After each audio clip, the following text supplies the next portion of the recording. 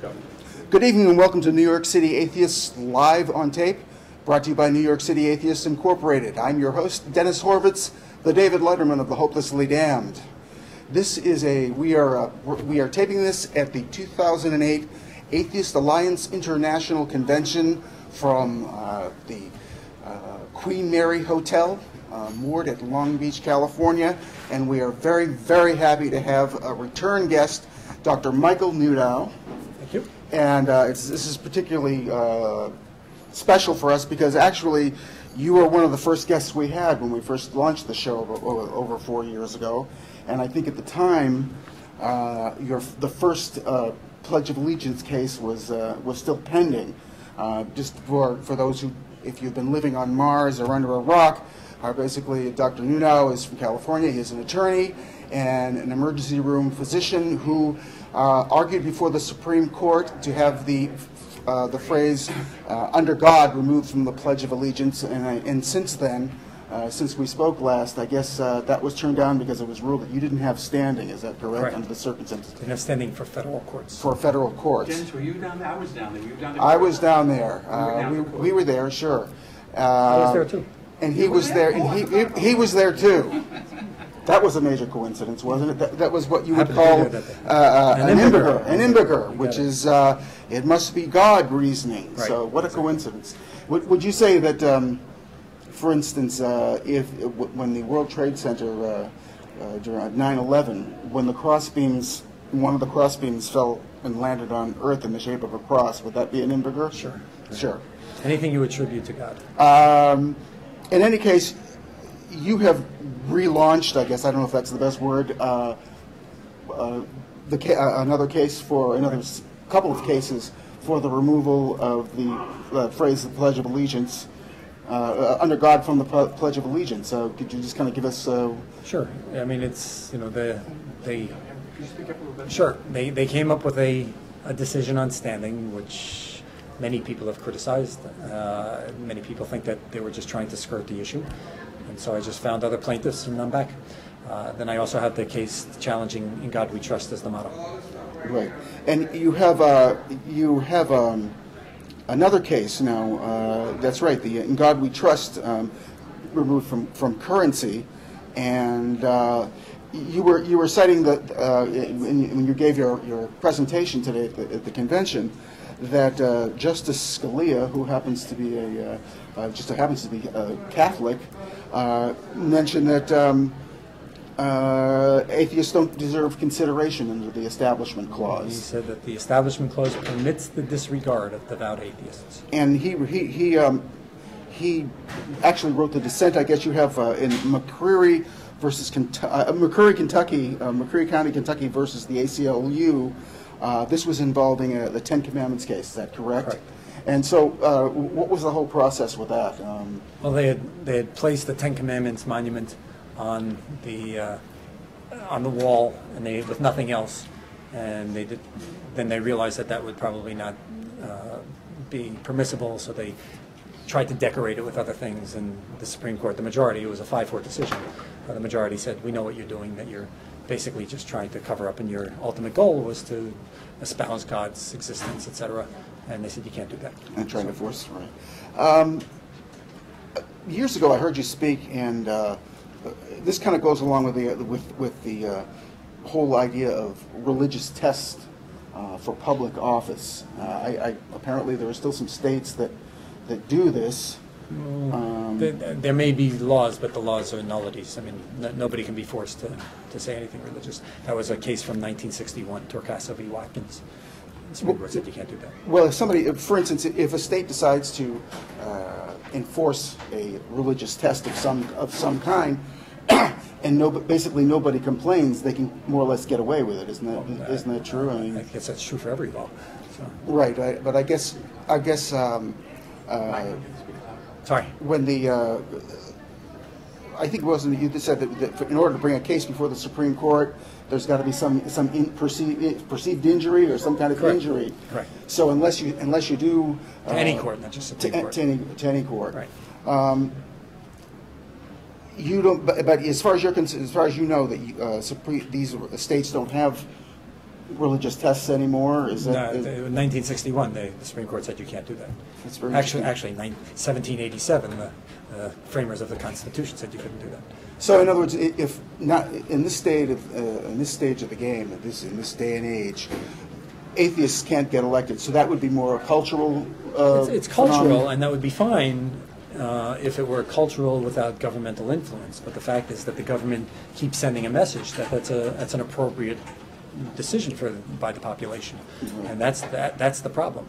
The Supreme Court has spoken of the power, prestige, and financial support of government, and I think that it's huge.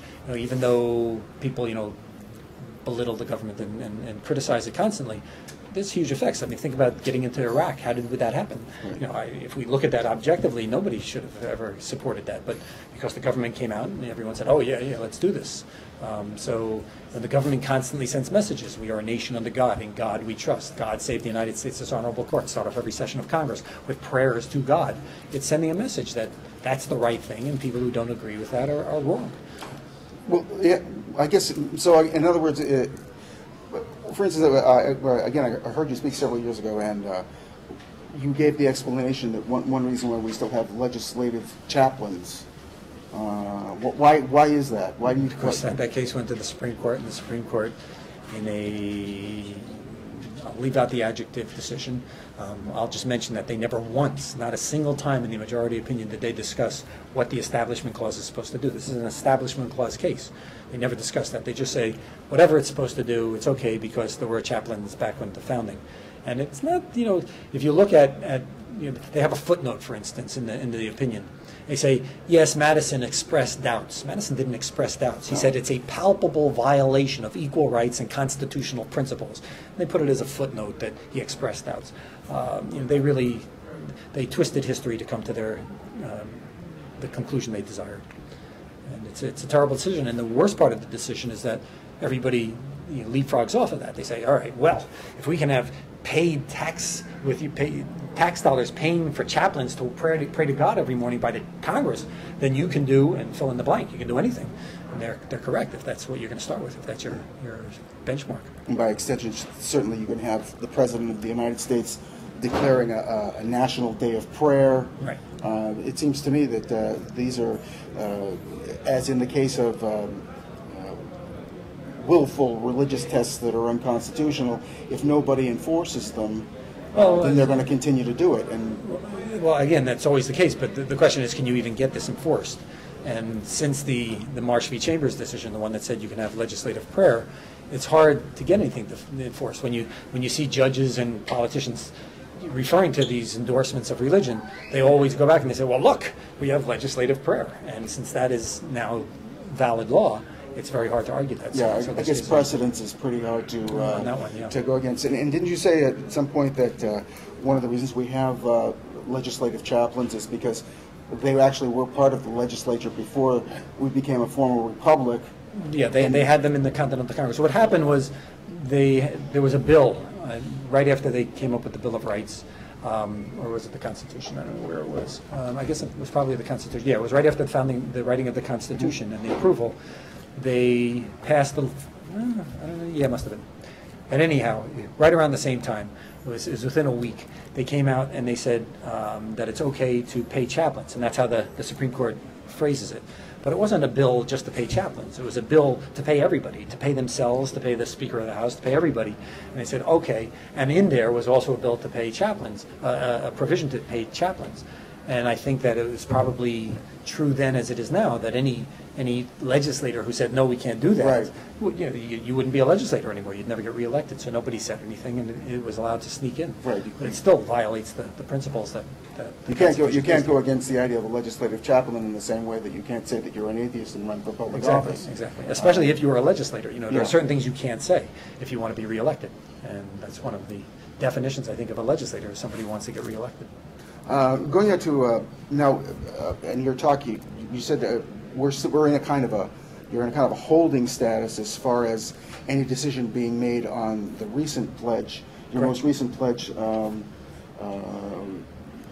would you call it, initiative, and case, and in God We Trust. The In God We Trust. What do you? I don't know. What do you think the status is as far as, I mean, with the possibility? How does it look to you at this point, or is just Constitutionally, it looks as strong as it can be. Right. Politically and based on the individuals involved, it's difficult. You know, the judges are somewhat constrained by precedent and by, although you hope they won't be concerned, they're certainly aware that they're going to be ridiculed if they rule in my favor.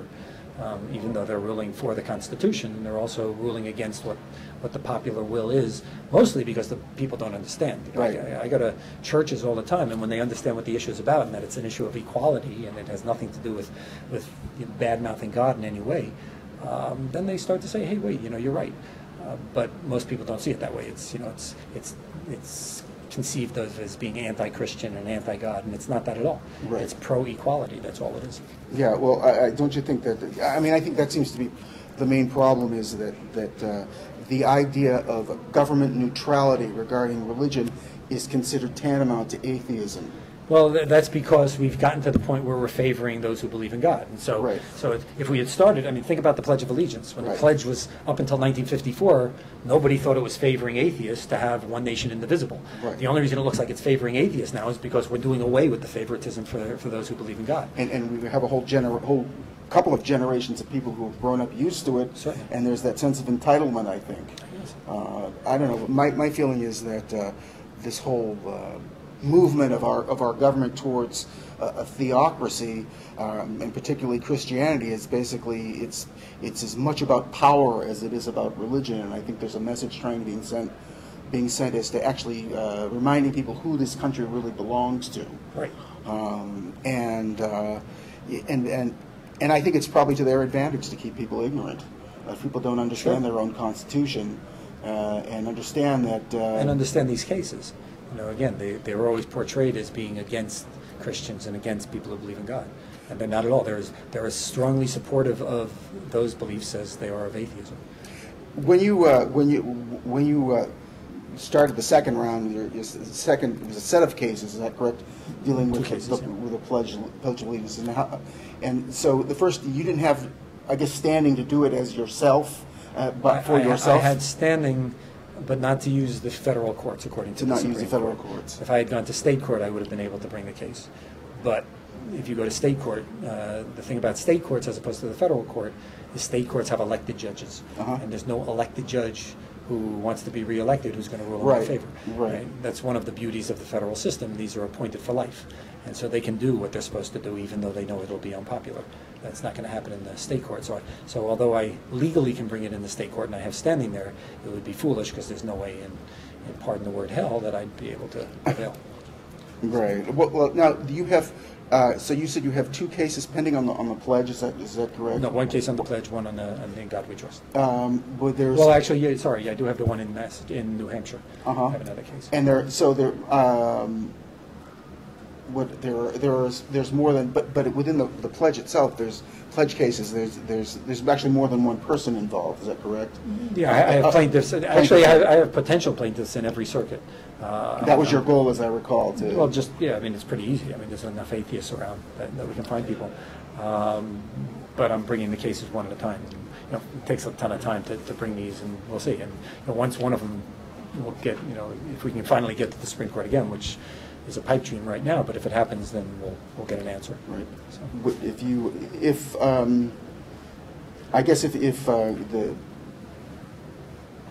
Obama becomes elected, there seems to be a better chance of. Obama has he has a quote with regard to the Pledge of Allegiance, which isn't particularly encouraging either. He does what everyone does. He makes a test. He says, well, atheists aren't oppressed or brainwashed. There's no oppression or brainwash test to violate the Establishment Clause. So we set out this straw man, and they all do it. Say, it's not establishing a religion. It doesn't have to establish a religion. It has to be a law respecting an establishment of religion generally. So people always characterize it and then say, look, it doesn't meet those criteria, so therefore it's okay. And then what he says is really what Obama said is, I think, probably the most basic notion that when people argue this. He goes through this thing and says, it doesn't oppress or brainwash people. He says, and I know that it wouldn't make anyone feel that way, I know I didn't. And I think that's the basic idea. People say, look, it doesn't bother me, therefore, Right. What's that have to do with whether or not it violates the Constitution? It didn't bother a lot of white people that blacks had to sit in the back of the bus. Right. It has nothing to do with whether or not it violates the document. And I think that's a very cultural thing. It's freedom of religion as long as it's my religion. Right, exactly. And that's really unfortunate. I'm kind of disappointed that Satanists haven't come forward and demanded satanic prayers in legislatures and city council meetings. Well, there was that Wiccan who wanted a VA gravestone for her husband. Not that Wiccans are Satanists. Now, when we talked earlier about Justice Scalia's dissent regarding the McCreary County, Kentucky versus the ACLU, could you just kind of just briefly describe that whole that case? Sure. It was the Ten Commandments monument was a plaque was set up on the walls. There's actually a number of courthouses where they did that, and it was unadorned. It was just by itself. And then people said, wait a second, you can't do that. So then they put other references to God. I think they had like things from the Declaration of Independence, but all of them had to do with monotheism. And somebody said, well, that's probably not a good idea either. And so then they put some secular material around it as well. And so when it went to the Supreme Court, there was a plaque with all this other stuff around it. And the Supreme Court, the five justices said, we know what's going on here. We know what the original purpose was. We know what this whole process was about. It was to get this view that the Ten Commandments is some special document because of its worship of God espoused. And the Supreme Court said you can't do that. Right, and they generally kind of do that even regardless of whether it's the Ten Commandments in a courtroom or just some kind of religious display on public property. I've noticed that they... of course you have the creche cases. Yeah, the creche cases. But then you have the Supreme Court saying, I mean, they have two sentences, right? One of them says the city is putting this creche here to celebrate the Christmas holiday and to depict the origins of this Christmas holiday, period. These are legitimate secular purposes. So, I mean, how do you argue with that? We're talking about the birth of Jesus Christ, the Son of God, and they say this is depicting that origin is a secular purpose. You probably are more familiar with this than I am, but wasn't there recently a ruling by a justice saying that the cross itself was considered, and I think it was in a case of... I think it was in Salt Lake. Salt Lake, wasn't it either Salt Lake or San Diego. The memorial, was it the memorial for fallen state troopers in some state where they were putting crosses? Well, there's the cross, there's a Mount Soledad, which is right not far from here. Diego. In San Diego, right. But no, I think there was some kind of memorial that was erected by some state for fallen state troopers. That was Salt Lake City. Yeah, and there were crosses, and I guess some justice ruled that the cross was a secular symbol of death. I think that was within the last couple of months. I could be wrong. I'm just wondering is if somebody decides to make a work of art out of, say, elephant dung in the shape of a cross, whether there's going to, what kind of reaction there's going to be. It's going to be people who are offending a religious symbol, or just desecrating a religious symbol. The elephants make it angry. By the way, I just want to mention that you have the distinction, by your own words, of being a anti-American, no God-loving prick, and good song. One of our favorite.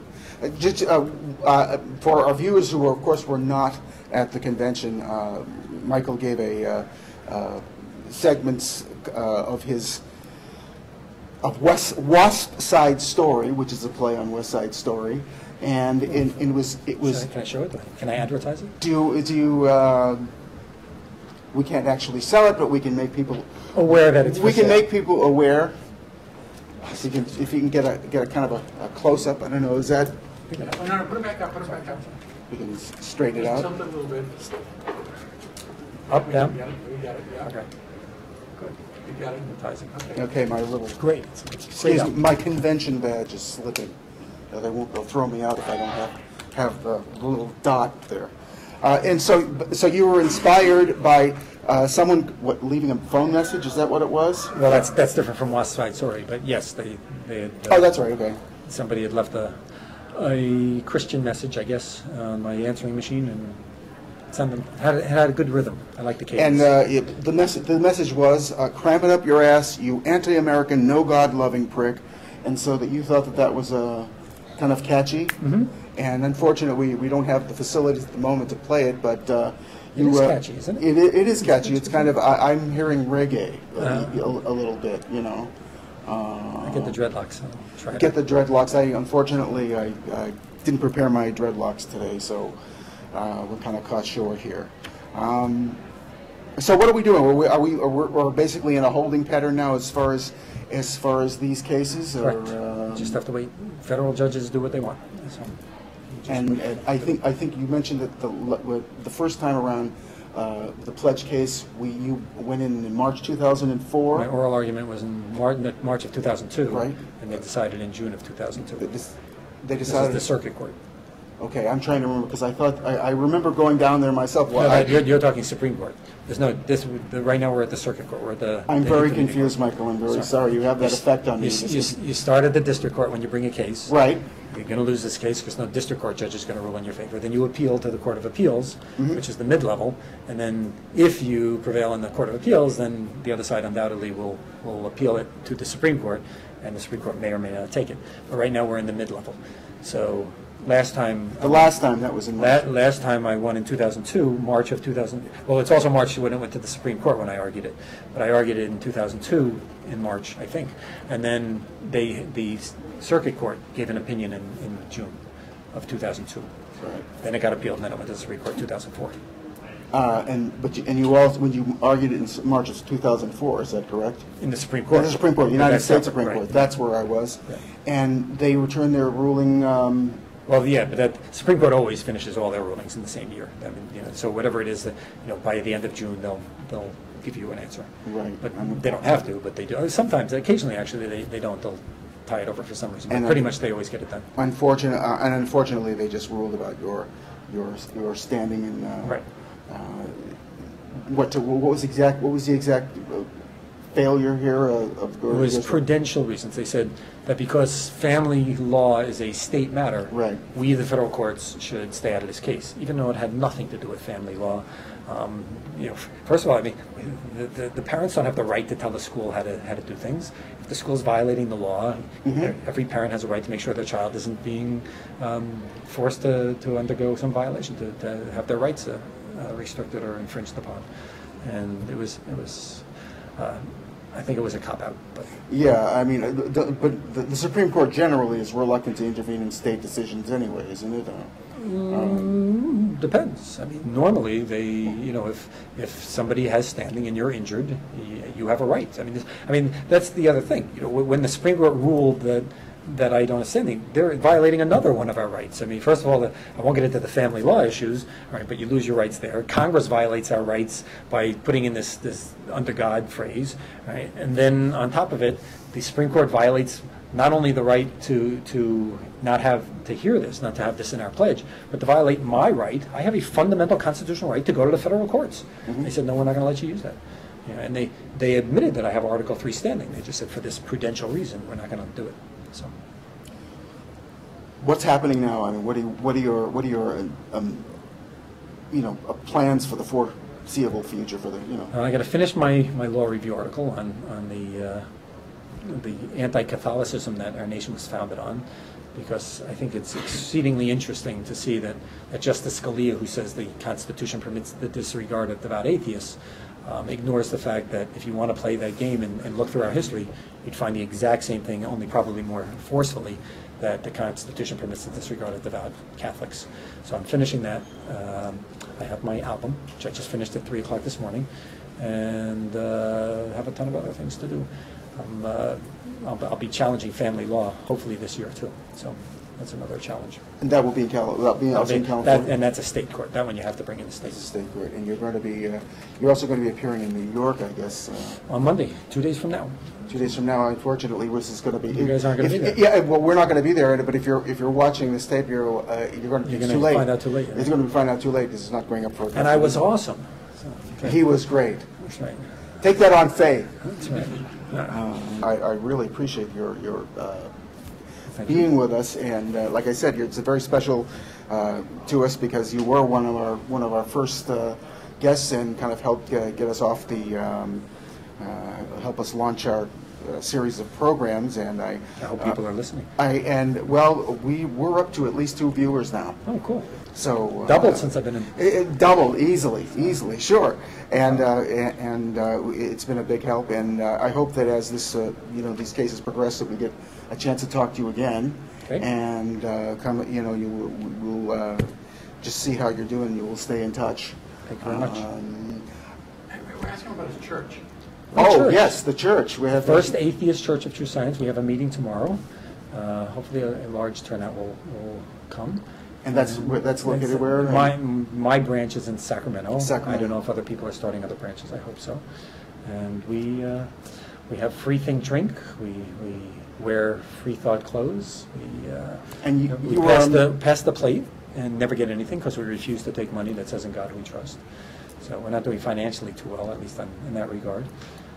But we'll see what happens. Well, that kind of flies in the face of L. Ron Hubbard, who said, if you want to make money, you start a religion. So. Oh, really? Yeah.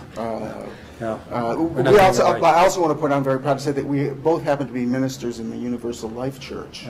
It's a cool thing. Have you and you can be one too. And you can be one too. Have you performed any weddings at all? No, I got close. I was at one place where I was the bartender and I did the musical entertainment. And I asked, could I perform? And there's been a couple times when I was asked, but I just unfortunately haven't been able to. Well, you were a bartender. That's a sacred duty. That's kind of sacramental. I didn't know what I was doing. I remember that well. So somebody asked for scotch and water. So I gave him tonic water. I said, because I don't drink that. In any case, we're just about out of time. And again, I want to thank you very much. I hope we will speak again.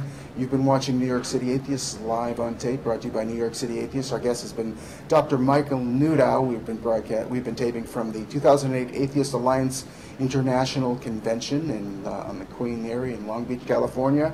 I have been your host, Dennis Horowitz. Thank you for watching. See you next week. Thank you.